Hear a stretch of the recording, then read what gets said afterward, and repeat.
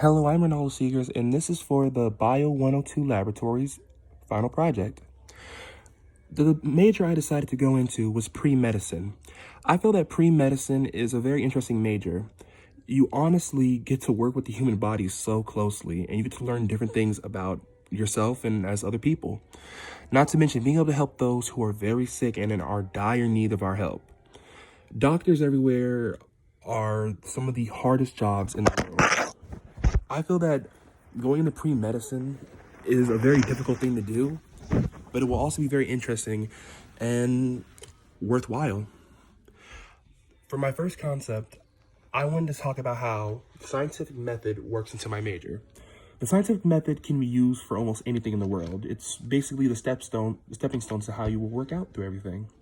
For example, for the scientific method, it's the same way you can work it into pre-medicine, was that you first have to find out what the problem is and how you can fix it. Such as if a person's sick and you don't know what's wrong with them, they could, for all you know, have a common cold or have this great disease.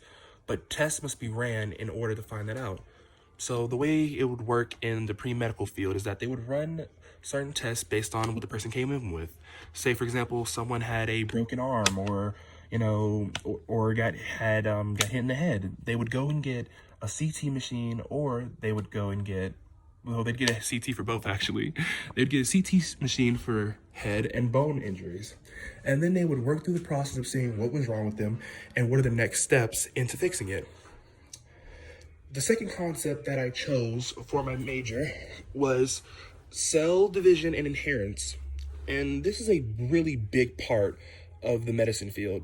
For example, those who get viruses that can't be detected, such as cancer, among other things, the best way to find out how they got a disease like that, such as cancer or leukemia, is to see how it came out from their gene pool. For example, if your parent's a recessive gene, has AA, and the mother has a lowercase a, just for a wild example, that would mean that you have a higher chance of getting said disease. And there's nothing you can really do about it because you inherit these things from your family and from your parents at that. It just goes along within your genetic coding. And it sucks to say this, but there's not really anything you could possibly do about it. Genes are separated through people through life, and it's just a part of how the way everything goes. The next thing I wanted to really get into about this project to understand the things that I've learned the skills that I've learned. The skills that I've really learned in these modules are how to use my scientific method and understanding how they work. So, for example, with the scientific method, the two skills that I learned is that I can take a step back and really learn and look at the bigger picture by separating what is going on during that time period. So, for example, if I do bad on an exam, I take a step back and I look, what was the problem? How can I go to fix it? What is the dependent variable that's why it happened? And what can I do to adjust it to my favor?